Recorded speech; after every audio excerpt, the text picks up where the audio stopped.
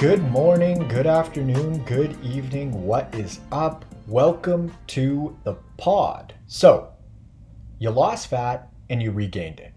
And that's okay because most folks don't knock it out of the park on their very first up to bat. Me included, by the way.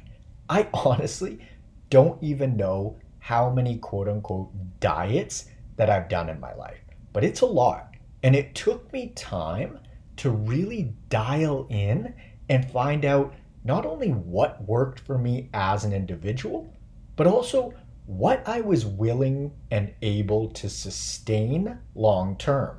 Because at the end of the day, that's what this stuff is all about. Now, it's quite common for folks to have an expectation in terms of their body comp that they're going to implement something for, say, a month or two, crush it, and just ride off into the sunset with the body of their dreams. But it's important to take a step back and look at the bigger picture. For example, how long have you been ingraining your current habits? If you're 30, 40, 50, 60, that's a lot of time that you've invested in terms of instilling the habits that you have right now, which are a perfect reflection of your body composition. And so it's not all that reasonable to expect that you're going to completely overhaul your entire lifestyle in just a few short months and have it stick. Because 3, 4, 5, 6 decades is a whole lot more than a couple of months. And you can think about it like a career. If after 20 or 30 years you decide that you're going to switch careers, it's going to require a fair bit of time to get as proficient at your new career as you were at your previous one because you had tons of practice. Now, the good news is that what you did worked to one degree or another because you lost body fat, and that is awesome. However, you regained it. And so the first question to ask yourself is, was what you did sustainable for you long term and you just let your habits slip? Or was what you did unsustainable? And the reason that this question is so crucial is because it addresses the now what part, or in other words, next steps. Let's say that you just let your habits slip. In that case, all that's required is that you put some sort of system in place in order to maintain your habits that led to losing the fat to begin with. For example, I have my clients implement a traffic light system in regards to their body weight. And so let's say that their goal was 150 pounds. We establish a green, yellow, and red light zone. And green means keep doing what you're doing, which in this case would be right around 150.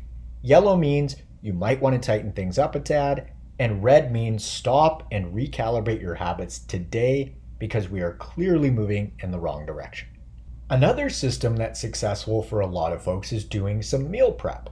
So maybe you set aside time once or twice per week to prep a bunch of healthful whole food so that it's easy to grab on the go between work and other commitments that you have. Or maybe you even employ a meal prep company. Essentially, you want to set yourself up for success and make it as convenient as humanly possible to stay on track while simultaneously making it as inconvenient as humanly possible to stray off track. On the flip side, if you want to make it hard on yourself, don't keep any healthful food on hand and be sure to stock your kitchen and cupboard with all sorts of funky food so that when you are hungry, it's essentially impossible not to reach for super low quality, high calorie food options. I also have some clients that choose to work with me long term because their system of choice is me via external accountability and coaching. So they check in with me on a regular basis, and this is how we further reinforce their habits and keep them on track long term. Now, I'll mention for some reason, a lot of people have this inherent belief that in terms of nutrition and lifestyle, they have to be able to do it all on their own. But when it comes to a personal trainer, for example, they have no problem seeing a trainer multiple times per week for years on end, and they don't question it. If you thrive via external accountability, embrace it. There is nothing wrong with that. And so, if you need a personal trainer like setup for your nutrition to keep you on track, that is perfectly okay. You're not weak, you're not undisciplined, you're not lacking willpower. That is just smart strategy. So there is no good or bad system necessarily. The only thing that matters is that you honor it and it works for you. That's it. That's all that's required when you already have an approach that you know works and is sustainable for you as an individual, big picture. Now, what about the other scenario? What if you implemented something, you got results, but you just weren't able or willing to maintain said results because the approach that you took burned you out, let's say? In this case, we need to go back to the drawing board in a sense, because if you continue to implement a strategy that you know that you won't sustain, that is a recipe to yo-yo up and down for years or potentially even decades on end. Truth be told, oftentimes you don't quite know what sort of approach that you can sustain long term until you're actually doing it. And so, what I would recommend is continuing to ask yourself on a weekly or at the very least bi weekly basis, can I see myself eating, moving, and sleeping this way next week? How about next month? What about next year? As long as your answers are yes, yes, and yes, you are good to go.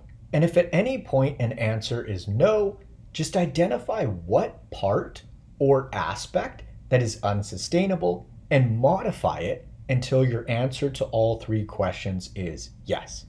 Now, this part is really important. The effort that is required to achieve fat loss to begin with is higher than the effort that is required to maintain fat loss. For example, we need to be in a calorie deficit to lose fat, but we don't need to maintain a calorie deficit once we've reached our goal body composition, of course, because if we did, we'd eventually starve. And once you hit your goal body weight, you can then increase your calorie intake to maintenance levels and just hang out there. Now, when I say increase your calorie intake to maintenance levels, I don't mean go back to what you were doing prior to losing the fat, because if you do that, you will regain the weight and be at square one again. What I mean is you can increase your calorie intake in accordance with your new body composition. When it comes to calorie intake and calorie quality, both matter a lot because yes, calorie quantity is the ultimate bottom line.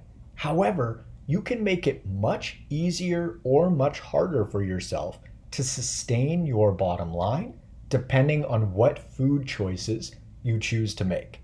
For example, if my maintenance calorie intake is 2,500 per day, if I eat 2,000 of that from single ingredient whole foods and 500 from a little treat, let's say, I am going to be much more satiated than if I were to flip that on its head and eat 500 calories per day from single ingredient whole foods and 2,000 from multi-ingredient, more so processed foods.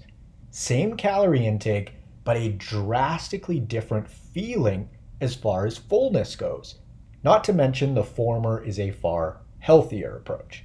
Now, if you're feeling discouraged because you worked really hard to lose the fat to begin with, and then you let things slip for whatever reason, I would recommend that you view it as a learning opportunity because you established at least something that worked, and you also found out what ultimately didn't work long term.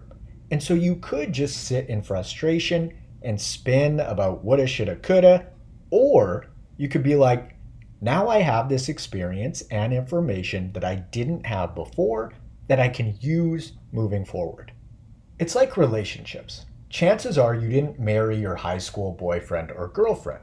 But because of that, it's not like you decided to never get into a relationship ever again.